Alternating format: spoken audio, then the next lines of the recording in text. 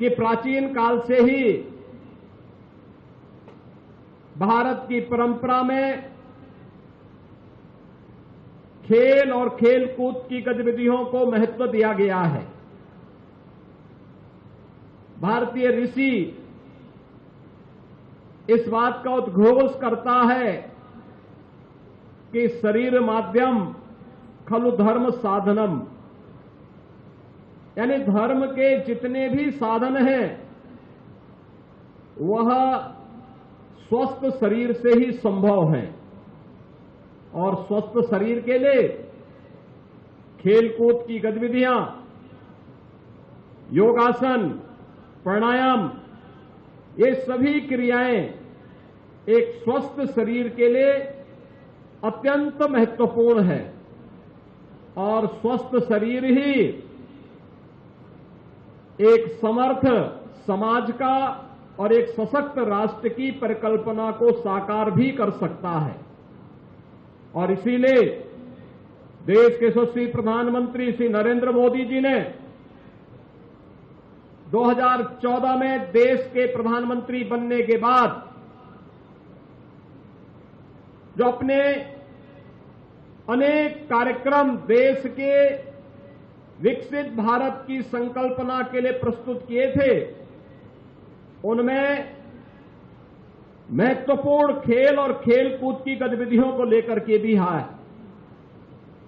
आपने इस बात को देखा होगा, खेलो इंडिया खेलों की प्रतियोगिताएं रही हो या फिट इंडिया मूवमेंट अथवा सांसद खेल कूद प्रतियोगिता, गांव से लेकर के राष्ट्रीय स्तर की प्रतियोगिताएं बखूबी इस आयोजन के माध्यम से आज आयोजित हो रही हैं।